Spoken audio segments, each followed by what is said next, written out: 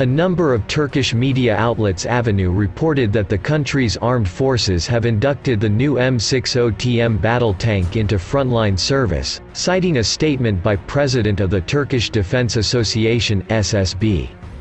The tank is thought to have entered service in the first week of July, and represents an extensive modernization of the American M60 Patton tank, a platform designed in 1957 which has been in service in the U.S. Army since 1959.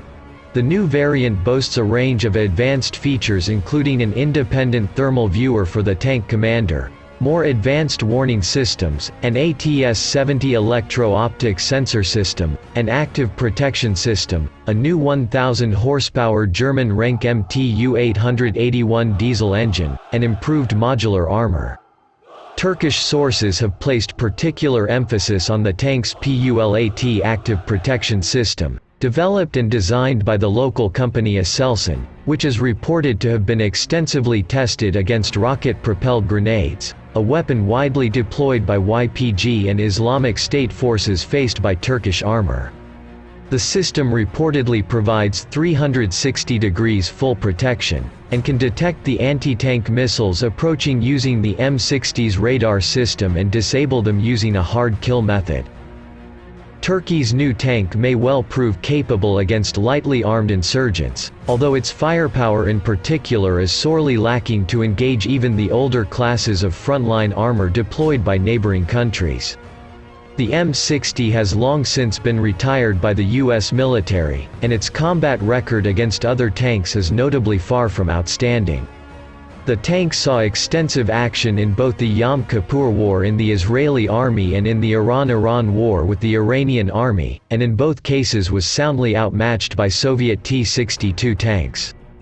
The latter conflict also saw the tanks go up against early export variants of the Soviet T-72, with the M60 and supporting British Chieftain tanks consistently suffering overwhelming defeats and hundreds of losses, forcing the Iranian army to go to great lengths to avoid clashes with Soviet-supplied Iraqi armor.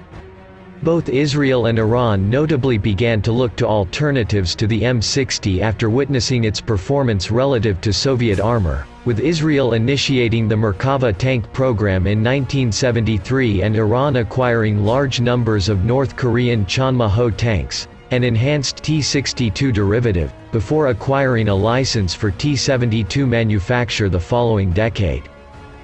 While Turkey's M60 may be sufficient to counter threats from insurgent groups in northern Syria, and could be more survivable than its German-supplied Leopard 2 tanks which have suffered heavy losses in the theater, they are unlikely to fare well against Syria's more capable Russian-supplied tanks such as the T-73B3 and T-90.